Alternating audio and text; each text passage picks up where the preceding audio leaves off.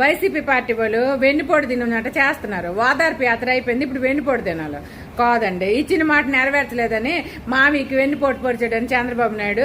అందుకే చంద్రబాబు నాయుడు గారు జూన్ 4నే వెన్నుపోటు దినం అని చేస్తారట. కాదండి, మరి అది కాదు. మరి మనము ఇచ్చిన మాట నెరవేర్చలేదంటే మీరు ఖజానా పెట్టిన కన్నాలు పోడ్చడానికి వాళ్ళు చాలా కాలం పడుతుంది కదా. మరి ఇప్పుడు కొత్త పథకాలు పెట్టాలంటే ఎక్కడి నుంచి డబ్బులు తెస్తారు చెప్పు?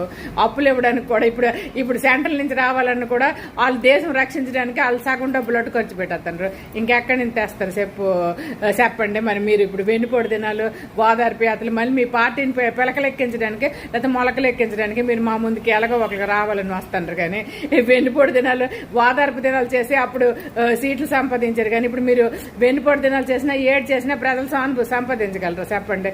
అసలు జనాలు విసిగిపోయి ఉన్నారు.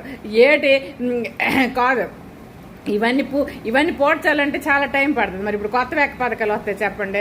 మరి ఆ పథకాలు అప్పుడు వచ్చి ప్రసక్తి లేదు. పథకాల పేరు చెప్పుకొని లేకపోతే వెన్నుపోటు దినాలను చేసుకొని మళ్ళీ జనాల ముందుకు రావడం. కానీ మీలోని మీకే పడక కుమ్ములు అడుగురు ఉన్న నలుగురిలోని ఒకళ్ళు ఇద్దరు పీకెత్తారు. ఇంక మీరు ఓదార్పు యాత్రలు చేస్తే వెన్నుపోటు దినాలు చేస్తే చెప్పండి? నాకు అర్థం కాని విషయం అదే.